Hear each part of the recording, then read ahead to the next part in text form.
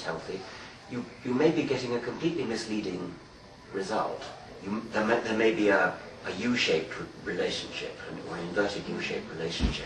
And so depending upon where you are on the U, are you on the upper slope, are you near the top, are you on the downward slope, where the position on the U-shaped curve may be determined by something else. Right.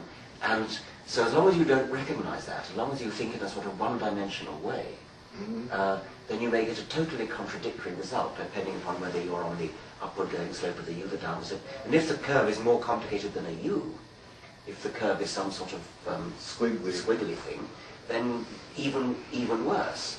And if the position on the curve is determined by genes, by age, by total quantity of food eaten, by size, there are all sorts of things, maybe even complex interaction with those. So it shouldn't really be all that surprising that different isolated studies, each of which is thinking in a one-dimensional way, gets apparently contradictory results. How you educate the public, goodness knows, because scientists and doctors aren't that sophisticated about that kind of thing either. I was wondering if the pressure to publish as part of, to advance your own career is responsible for studies being published a little too hastily, or... Excellent point, and I think especially in medical fields there is enormous competition, and medical science actually, I think, comes out top of the infamous scale of, I mean, there's not a lot of scientific fraud, but such as there is, often appears in medical science, I'm very sorry to say. And I think it's because of driving ambition, which starts in pre-medical school. Well, okay, moving right along. Do you think that it's possible to have life that is not RNA or DNA based? I'd love to know. I often, when I meet biochemists, I often invite them to devise a sort of alternative biochemistry. And the sort of consensus I get is that it's pretty hard to imagine a life that's not protein-based, because protein molecules have this extraordinary property of coiling themselves up into three-dimensional structures which are almost infinitely flexible and variable, which means that any kind of enzymatic activity can be specified by the three-dimensional structure of a protein, and as it happens, the three-dimensional structure of a protein can be specified by the one-dimensional sequence of DNA and RNA. So we have in this planetary life form a remarkably powerful and flexible system. And it may just not be possible. There may be no other. The period of Yes. the periodic table of elements that just may not. It may not be possible. My suspicion is that you've got to have protein, but that there could be other coding systems for specifying the protein. The protein. Once you've got the one-dimensional sequence of amino acids in a protein, then it will do the work for you. It will self-assemble into the three-dimensional shape that you want. And my understanding is that if you were ingenious enough, you could specify a protein that would fold up into any shape you like. I'm not sure about that, but I think that is possible.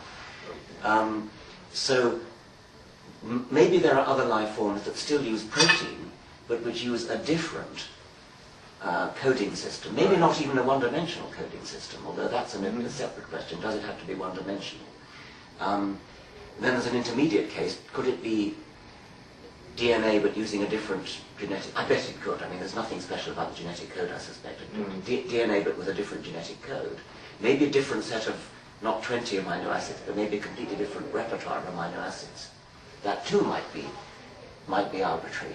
It's funny how the code is so much like a Turing machine tape. Well, yes. I mean, it is a one-dimensional tape. Sort of. And I don't really see why you shouldn't have a life form with, say, a two-dimensional code, laid out as a two-dimensional graph. Three-dimensional might be harder because it's difficult to get into the interior to read it. But I don't see why you shouldn't have a two-dimensional code. Well, you've sort of answered the next question I was going to ask you, or at least pointed to an answer, which was that I was going to ask you, why is it that life originated only once, that all organisms are descended from the same proto-organism or whatever? Yes. That why couldn't, once it had originated somewhere, we've had 3 or more billion years, why didn't it come up elsewhere? And perhaps part of the answer is what you're saying, that... Well, yes, when we don't know that it hasn't originated elsewhere in the universe. You're talking about yes, once on Earth. On Earth. Yeah. How come in more than 3 billion years yes. you didn't have yes. several different... Right. Well, Paul Davies, the physicist, is actively seeking for other forms on Earth. I think he's right. That his point, it's a little bit like Pascal's wager. It's unlikely to be true, but wouldn't it be wonderful if it was? And so it's worth putting a lot of effort into it. Or a bit like SETI, the Search for Extraterrestrial Intelligence, which again is unlikely to succeed, but it would be huge dividends, scientifically speaking, if it were true. So Paul Davies is looking for that. How do you look for that? In strange yes, places, like undersea. Yes, I should have thought so. Yes, but I mean, I think one of his points is that not all bacteria have even been looked at. We just assume that all bacteria and all archaea, that all microorganisms we've looked at, all have the same DNA, RNA, protein-based life form. Maybe we should look at more. But I think, as I think he does, the chances of that being true are small. I mean, I think all life on this planet probably is DNA, RNA based. And descended from the same. Because it's certainly descended from the same, because the DNA code is universal. I mean, so for all that have been looked at. I mean, maybe what we'll discover is a different life form that has DNA but a different DNA code. That would be utterly intriguing. We don't know, of course, that there weren't other life forms that originated and were promptly eaten by bacteria, and that's another fairly likely possibility.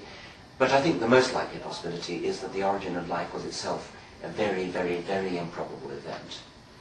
And but it happened so early on in the history of the Earth. It happened within the first 500 million years, right. I'd say. And yes. since we've had another 3.5 billion years or more, and within the first billion years, I mean, Earth began 4.6 billion years ago. We have fossils from about, 3.8 billion, 3.7 billion, something like that. So it's almost a billion years.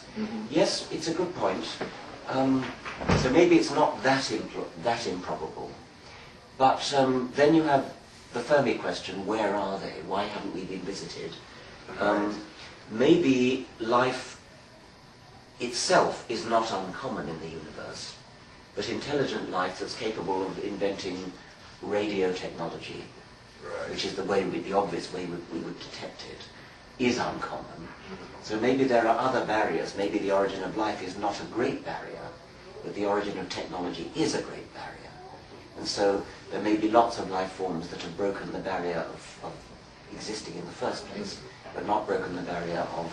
Yeah, we often tend to think of the kind of inevitability to our being here, that if life starts, it's eventually going to end up with people like us. I mean, another possible barrier was the origin of the eukaryotic cell, or something similar to that, some kind of complex cell. Maybe that was the big barrier. Maybe there's the equivalent of prokaryotic bacterial life all over the universe, but only here, or only in very, very few places has it broken the barrier to complex cells. So there are various sort of barriers available to account for the Fermi paradox of why aren't they here? I think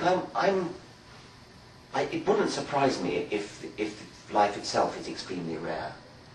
After all, I find this a rather fascinating statistical speculation. Suppose life is so fantastically rare that it only has arisen once in the universe.